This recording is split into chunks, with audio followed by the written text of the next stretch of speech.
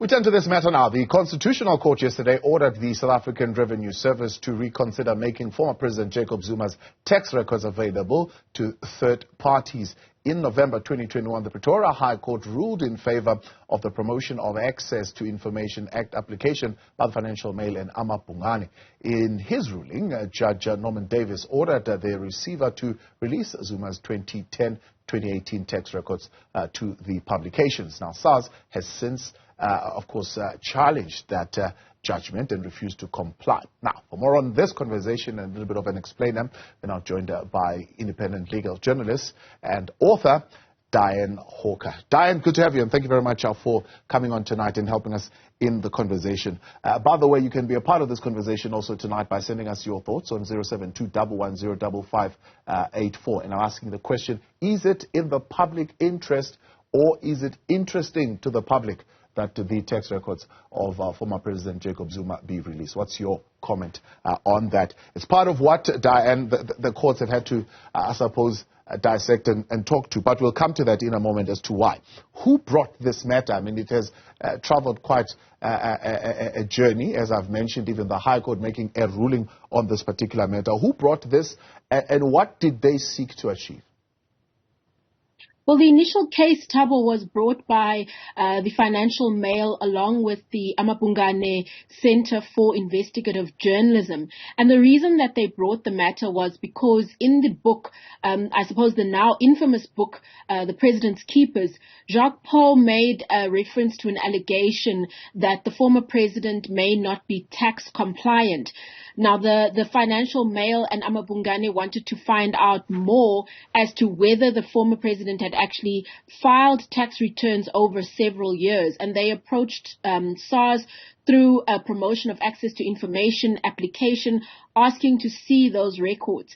The PAIA Act doesn't, as it stands at present, would not have allowed SARS to release that, along with the Tax Administration Act.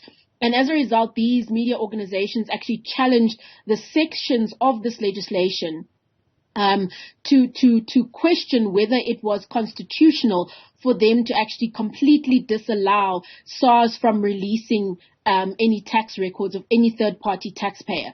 Essentially, as the legislation stands, before this judgment, there was a blanket ban on the release of taxpayer records to any other third party other than the police or the NPA. However, the court took a view, and this was a majority ruling of the court, that in terms of Section 32 of the Constitution, which provides for access to information, that there is a need to have a provision that would allow in certain limited circumstances access to tax records. It doesn't mean that your or my tax records can easily be seen by anybody. There has to be a public interest defense that's put forward. And within the PAIA legislation, there's a specific section that actually explains what would count as a public interest application. Yeah. So, I mean, if we were to talk about that public interest in this particular matter, what would be public interest in the Zuma tax history of 2010 to 2018?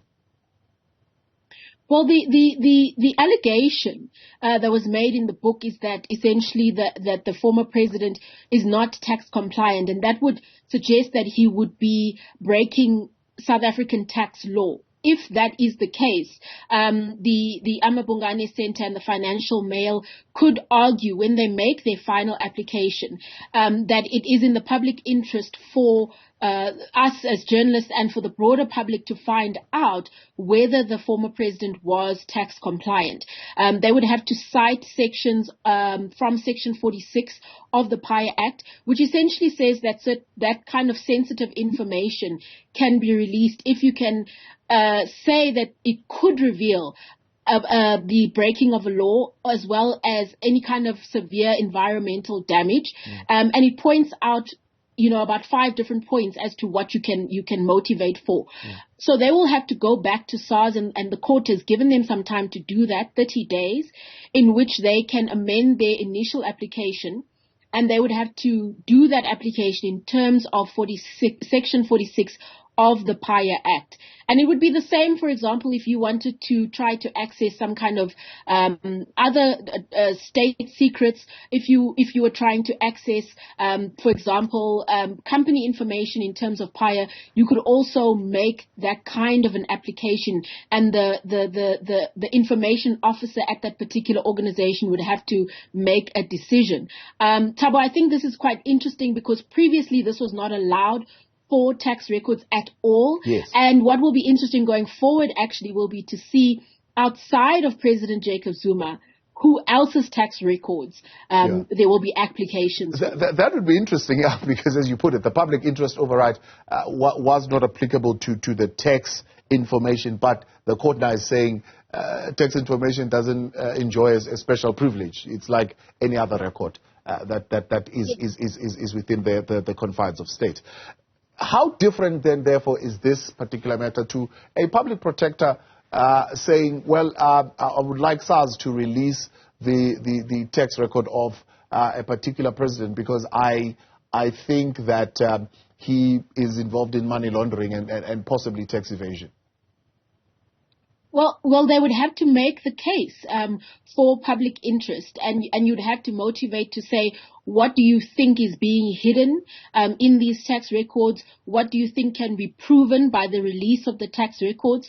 The Revenue Service would also just have to make sure that there's no other sensitive personal information that is released erroneously. So, for example, if you were to give the tax records, they would most likely remove any ID numbers, if there are any included in that, just to make sure that there's no personal harm that's done, but that the relevant information is released.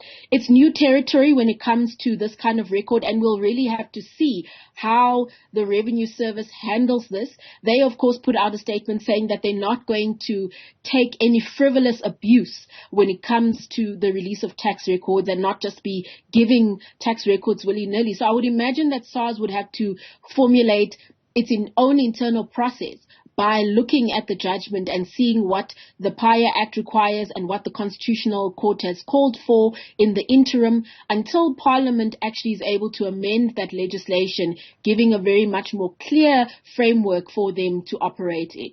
Yeah. So is it a very easy hurdle to overcome, this legal hurdle of proving what is public interest? Because the FF, as you know, would want the CR17 bank statements to be made public. So if we're saying all information that is, I suppose, could possibly prove that someone could be breaking the law, it's in the best interest of society that information be released. So would that kind of case as well fall within this particular ruling of the Constitutional Court to say they would then need to satisfy that particular legal requirement, and how easy is it to satisfy? Well, you really have to motivate, Thabo, and I think you also have to be prepared to spend a little bit more time in court. You'll recall that previously, for example, the Democratic Alliance tried to get access to the NPA's record on previous decisions relating to the former President Jacob Zuma, the spy tapes. And even though there could have been a public interest rider involved in that, it ended up spiraling into even more court cases where there was argument about whether that information should or should not be released. The first step will be for those journalists to go back to SARS and make their application. But the Constitutional Court made it clear that SARS ultimately will be the one that has to make the decision, and it has given SARS almost like a framework within which to do that. If SARS chooses to release, the information, then that would be the end of the story. But if SARS were to say, for example, that it doesn't feel that the release would be in the public interest, then you might end up actually seeing another legal battle about whether this information should be released in the public interest. Now, former President Jacob Zuma did not oppose this application himself, although after the High Court ruling, the Jacob Zuma Foundation said, well, SARS must appeal this particular ruling. Any thinking as to what could have led to that? What's your conclusion as to why he did not oppose this application? Well, ultimately, SARS is the decision maker and the holder of the records, and the implications for the judgment, while they do extend to the former president, the challenge wasn't only about the former president; it's actually a challenge to the law.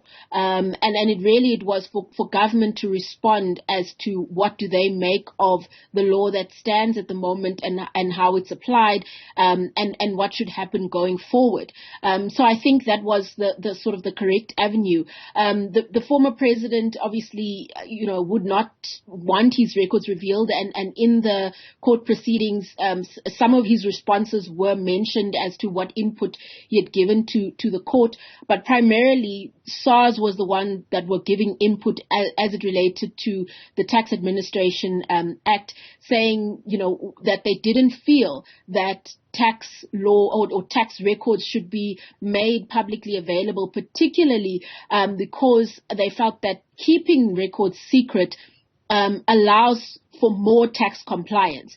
Interestingly, Thabo, 3 of the Constitutional Court judges agreed with the SARS argument, saying that they felt that, tax records should be kept, under wraps in a way.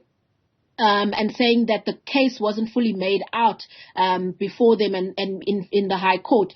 But the majority, at the end of the day, had the stronger view, and the majority ruling is the one that will be in effect as far as the change of this legislation is concerned. So, you've got 2 pieces of legislation, the Tax Administration Act and the Promotion of Access to Information Act. Does that mean these legal regimes would need to be tweaked? Is that what the courts are saying? Absolutely, Thabo. The court actually pointed out which sections of the acts need to change. So it's section 35 and 36 of PAIA.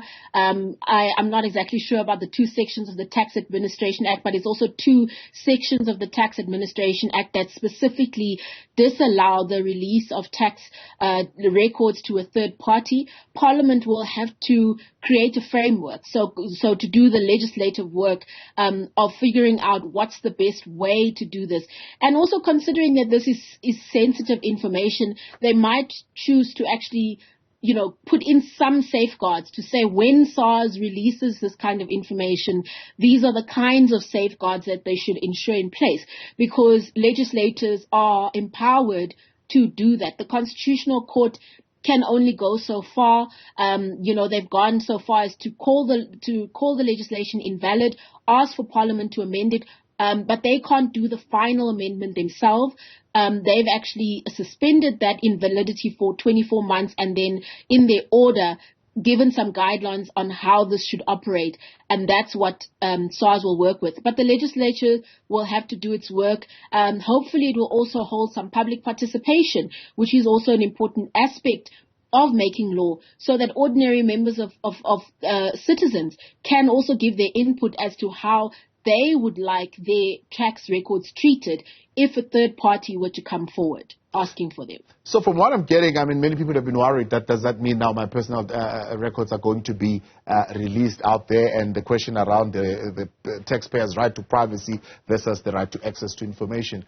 And what I gather from the ruling is that if you're not breaking the law, you don't stand a chance of having your tax records being released out there because you don't qualify under this public interest override. Is that the sum total of it?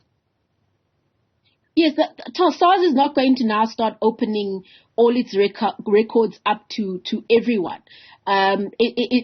Within the Promotion of Access to Information Act, it does specifically say what are the areas that you can, make that request. So I think, it would possibly for the viewers after this they can go and look at the act. The legislation is there. They can look at section 46. It does clearly explain what would qualify. And it can't just be based on a general suspicion. The person who's requesting would have to actually motivate and say, based on A, B, and C, this is why I actually think this person might be breaking the law. And as a result of that, these are the specific records that I would like to see. So you can't just say, I want to see someone's full tax record for their entire life. No. If you believe that, there's a crime committed between a particular time frame, you'd have to do a lot of initial work to motivate for that first, and then go to a SARS. And as someone who's previously done a PIA application, it isn't actually an easy process. You've really got to, find out who the information officer is at an organization, then submit the request. The request can then be denied, and then you can then do an appeal, an internal appeal. And after that internal appeal, then you might need to go further into a legal process if you feel that the internal appeal process was not sufficient. So it isn't an easy, a cut and dry process. There's a lot of work that would still need to be done before any release of any record, including motivating for why that record is required and what the suspicion is. Yeah. If I'm not mistaken, it should be the Democratic Alliance at some point that tried to do that particular process to get access to the spy tapes. Is it not? Yes, that's correct. And as I mentioned earlier on, when they went through that process, it was quite a lengthy process. And ultimately, they ended up in court because the tapes were not released.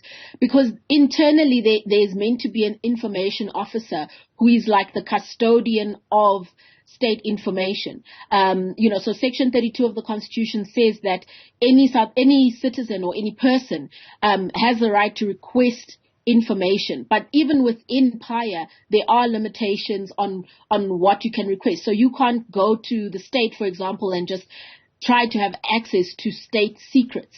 But if you were of the view that there was something being hidden by the state, you would then be able to make that PIA request.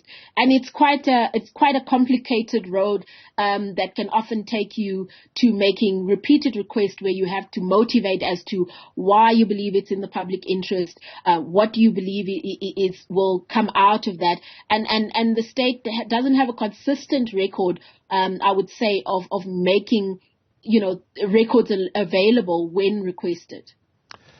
Dianne Hawker, much appreciated. Thanks for your intervention tonight. That is independent legal journalist and author Dianne Hawker there, helping us in understanding, of course, that ruling made by the Constitutional Court and its implications on your tax